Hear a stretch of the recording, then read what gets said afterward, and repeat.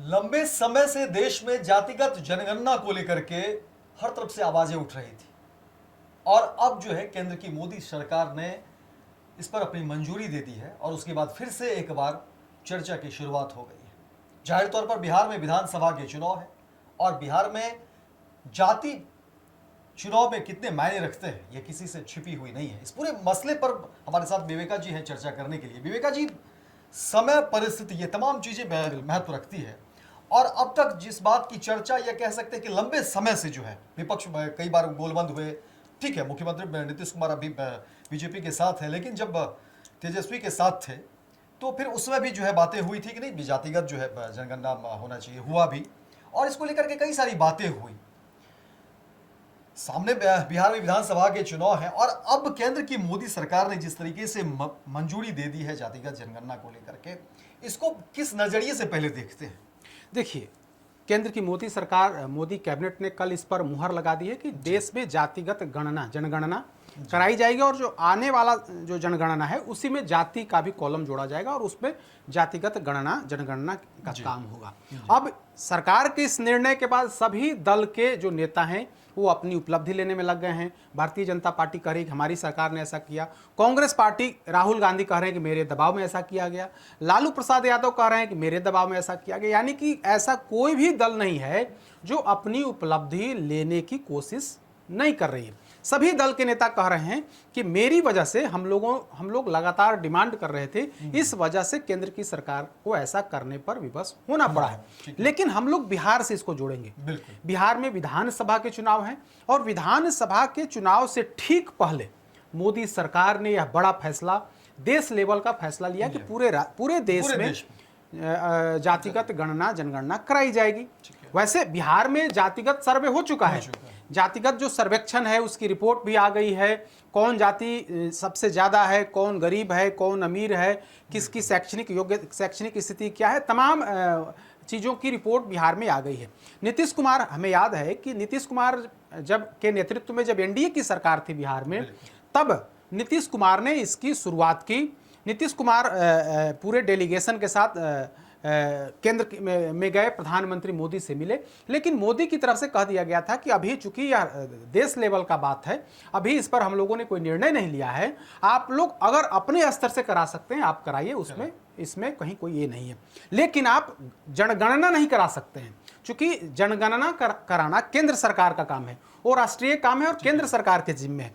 तो बिहार की सरकार ने क्या किया कि जातिगत गणना किया, मतलब जातीय आर्थिक सर्वेक्षण जो है, सर्वेक्षण का काम बिहार की सरकार ने की और उसकी रिपोर्ट प्रकाशित हो गई है। उस रिपोर्ट के आधार पर सरकार ने ऐसा माना है कि फलाने जाति, मुसलमान कितने हैं, हिंदू कितने हैं, ईसाई कितने हैं, क्रिश्चियन कितने हैं, हिंदू में अपर कास्ट कितने हैं, अपर कास्ट में भी भूमिहार कितने हैं, राजपूत कितने हैं, ब्राह्मण कितने हैं, कैस्ट कितने हैं, पिछड़ी जाति में यादव कितने हैं, अन्य जो दलित जातियां हैं, जो महादलित जातियां हैं, जो अति पिछड़ी जातियां हैं, उन सभी लोगों में उनकी आबादी क्या है, पूरी रिपोर्ट जो है, हालांकि उस रिपोर्ट पर कई तरह के सवाल भी खड़े होते रहे, लेकिन राज्य की सरकार ने यह माना है कि मेरा रिपोर्ट जो है सो हमने पूरे साइंटिफिक तरीके से हमने रिपोर्ट जारी की है और 94 लाख ऐसे परिवार हैं जो उसमें अगड़ा है, पिछड़ा है, दलित है, सब लोगों को मिला करके इकट्ठे 94 लाख ऐसे परिवार हैं जो गरीब हैं, जो जिनकी आय बहुत कम है, जो गरीबी रेखा से नीचे हैं, ऐसे 94 लाख परिवार पाए गए हैं। उसमें अगड़ी जाति के भी जो तमाम जो 4 जातियां हैं या फिर मुसलमानों में तमाम जातियों को मिला करके वो 94 लाख का जो परिवार है, वो परिवार सामने आया है कितने। तो अब इस परिवार को आगे बढ़ाने का काम राज्य की सरकार कर रही है। अब तो बिहार में जातिगत गणना का काम नीतीश कुमार ने करा लिया है। नीतीश कुमार बार बार इस बात को कहते हैं कि इसमें किसी की कोई भूमिका नहीं है, बल्कि हमारी भूमिका है, हमने ऐसा काम किया। केंद्र सरकार के पास हम गए थे, लेकिन केंद्र सरकार ने कहा कि अभी इस पर हमें कोई विचार नहीं करना, अगर राज्य सरकार चाहे तो अपने हिसाब से गणना सर्वेक्षण करा सकती है। लेकिन सवाल वहीं पे है, अब बिहार में विधानसभा के चुनाव होने हैं। विधानसभा चुनाव से ठीक पहले मोदी सरकार ने इस तरह का निर्णय, इस तरह का फैसला लिया है। तो इसके पीछे की जो मुख्य वजह बताई जा रही है कि तमाम क्षेत्रीय दल जातिगत जनगणना कराने की मांग कर रहे थे। अब तक दो ही ऐसी पार्टियां थी, वो भारतीय जनता पार्टी और कांग्रेस, दोनों राष्ट्रीय पार्टियां हैं। दोनों पार्टियां नहीं चाह रही थी कि जातिगत जनगणना हो। लेकिन हाल फिलहाल की अगर बात करें, विगत कुछ वर्षों की बात करें, 1-2 वर्षों की, तो राहुल गांधी ने अपने इस डिमांड को अपने एजेंडा में शामिल कर लिया था। राहुल गांधी जहां भी जा रहे थे, वे कह रहे थे कि अगर उनकी सरकार आती है, आप लोकसभा चुनाव याद करिए 2024, राहुल गांधी जहां भी जा रहे थे वे यह डिमांड कर रहे थे कि अगर उनकी सरकार आती है तो वे लोग जातिगत जनगणना कराएंगे। लेकिन मोदी सरकार जातिगत जनगणना कराना नहीं चाहती।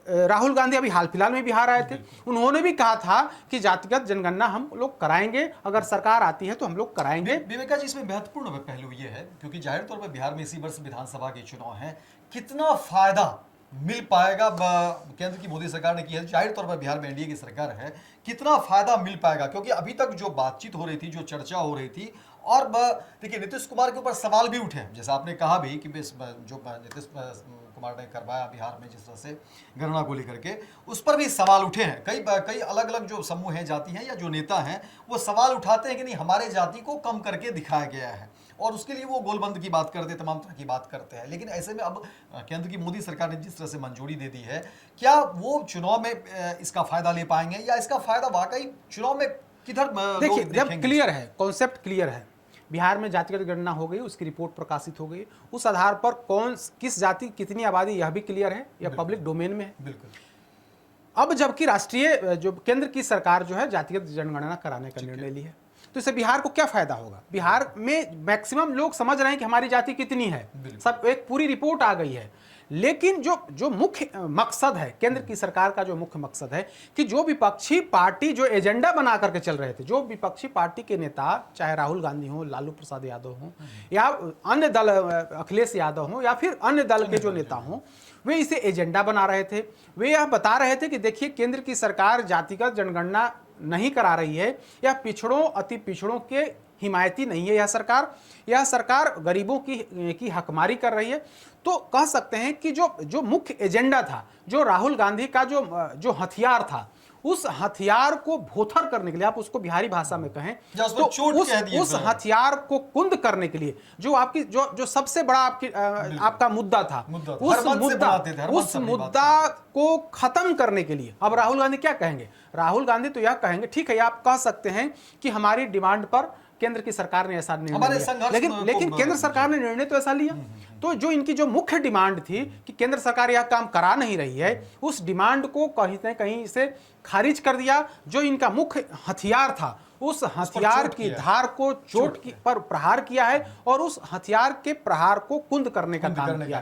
तो कुल मिलाकर के कहें तो जो सबसे बड़ा हथियार राहुल गांधी इन दिनों चला रहे थे, उस हथियार को ही मोदी सरकार ने वापस ले लिया है।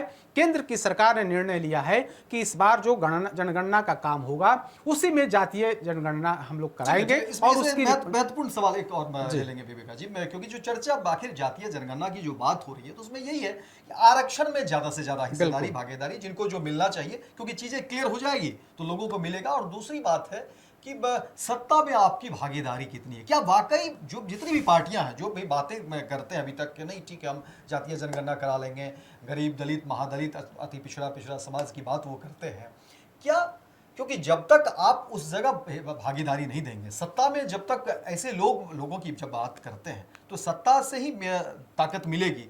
क्या सत्ता में वाकई जब जातीय जनगणना हो जाएगी, क्या आपको लगता है कि सत्ता में वाकई भागीदारी ऐसे लोगों को दी जाएगी? देखिए, अभी तो मतलब केंद्र की सरकार ने घोषणा की है, कैबिनेट से मोहर लगी, क्या उसका प्रारूप होगा इस समय कहा जा रहा है कि 1 साल में यह करा लिया जाएगा, 2026 में करा लिया जाएगा। उसके बाद परिसीमन भी होना है, परिसीमन होना है, विधानसभा लोकसभा का परिसीमन होना है, तो स्वाभाविक है कि उसमें सीटों की संख्या बढ़ेगी। अब उसमें क्या होगा आगे यह नहीं कह सकता है, लेकिन अब चूंकि जातिगत जनगणना के आधार पर डिमांड की जाएगी कि भाई हमारी जिस हिसाब से हमारी संख्या है, उस हिसाब से हिस्सेदारी मिलनी चाहिए। ये आवाज तो उठेगी, यह आवाज तो उठ भी रही, बिहार में उठी भी, तो बिहार की सरकार ने आरक्षण की सीमा को बढ़ाया, लेकिन सुप्रीम कोर्ट ने उसे खारिज कर दिया, क्योंकि सुप्रीम कोर्ट संविधान से बंधा हुआ है, और संविधान में प्रावधान ऐसे हैं कि 50% से अधिक जो है सो रिजर्वेशन आप दे नहीं सकते, तो वह अपनी बंदिश है। फिर नौकरी, सरकारी नौकरी में अगर आप दे रहे हैं तो नौकरी यहाँ कितनी है ये भी तो देखना पड़ेगा। बिल्कुल बिल्कुल वही कह रहे हैं कि जब रिजर्वेशन आप देंगे तो अब देखने होगा संसद क्या करती है, भारत सरकार क्या करती है। लेकिन जो अभी का जो मुख्य मुद्दा है, मुख्य मुद्दा यही है कि जो राहुल गांधी जिस हथियार को अब बिहार में एक बार फिर से भुनाने की कोशिश करते, उस हथियार की धार को कुंद कर दिया गया है। अब देखने वाली बात होगी कि मोदी सरकार परिसीमन जब होगा उसके बाद उसकी रिपोर्ट आएगी, उसके बाद फिर केंद्र की सरकार क्या निर्णय लेती है, यह अभी भविष्य के गर्त में है। लेकिन आज की तारीख में हम इतना जरूर कहेंगे कि मोदी सरकार के इस निर्णय से बिहार में जिस तरह से माहौल बनाने की कोशिश की जा रही थी, केंद्र सरकार पिछड़ों, अति पिछड़ों, दलितों की हिमायती नहीं है, उनके अधिकार में कटौती कर रही है। अब केंद्र सरकार ने इस डिमांड को स्वीकार करके कि हम जातिगत जनगणना कराएंगे, खास करके राहुल गांधी के इस हथियार की धार को कुंद कर दिया है, हथियार के धार को के प्रहार को कम कर दिया है। तो देखिए, जिस तरह से विवेका जी बता रहे थे कि केंद्र की मोदी सरकार ने एक तरीके से विपक्ष जो हमलावर हो रहे थे, जिन मुद्दों को लेकर के हर मंच पर बुलाने की कोशिश कर रहे थे, चुनाव से पहले उन मुद्दों को ही जो है उस पर भारी पड़ गए और एक बड़ा करारा कह सकते हैं प्रहार कर दिया है। देखना दिलचस्प होगा कि आने वाले समय में, क्योंकि अभी तो ये शुरुआत है, अभी तो मंजूरी दी गई है, क्या कुछ प्रारूप तय होता है।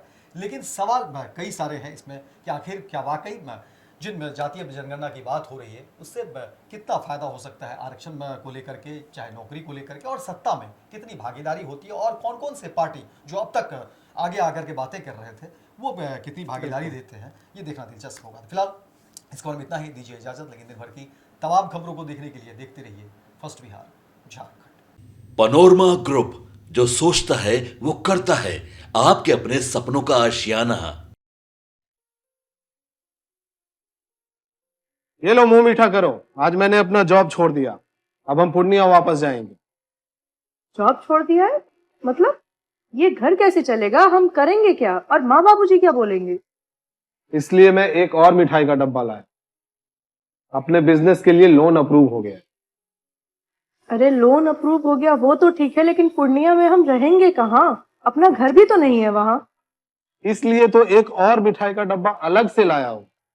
हमने पूर्णिया में घर ले लिया है, पूर्णिया के ई होम्स पैनोरमा में।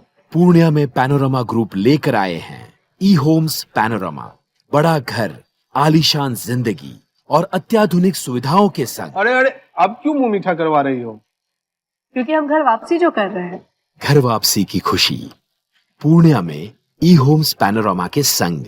ई homes panorama, luxurious lifestyle redefined.